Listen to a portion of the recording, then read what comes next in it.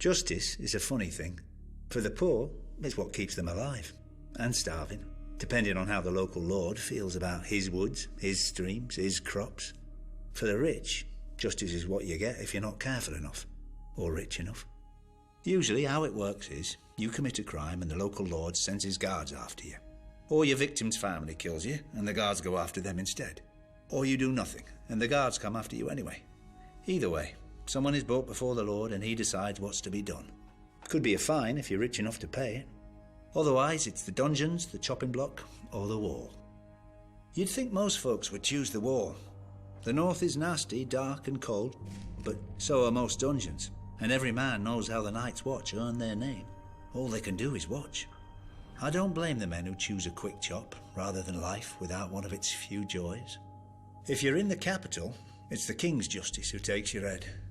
Elsewhere in the south, the headsman of the local lord. But in the north, it's the lord himself. The man who passes the sentence should swing the sword, they say up there. Sounds noble, but given some of the northern lords I've met, they just don't want anyone else spoiling their fun. If you're so unlucky to be in the Vale when you're caught, you might never make it to sentencing thanks to their sky cells.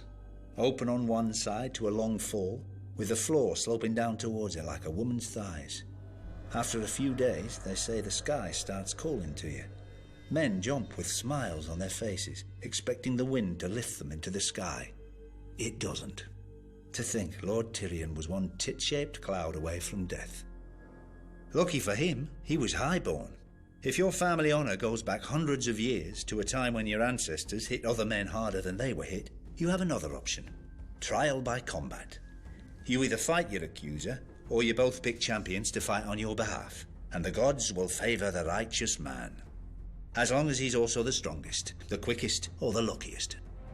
Once in a long while, you may get two real high-born shits having a go at each other, and one of them might be fool enough to demand a trial by 7.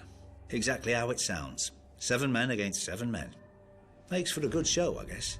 But any man who's been in battle knows that the more men involved, the less skill needed, the more chance of accidents. Just ask that Targaryen prince who got his head staved in by his brother all those years ago. And all for some hedge knight. If you ever find yourself arrested in the 7 kingdoms, just remember that justice is up to the judge. Beg him for forgiveness, or pay him for it, or ask to be allowed to take the black. But remember that he doesn't have to let you. There are plenty of lords out there who think arms and heads are great decorations for their spikes. The Septons claim that justice is of the gods. Nice of them to keep it up there to themselves.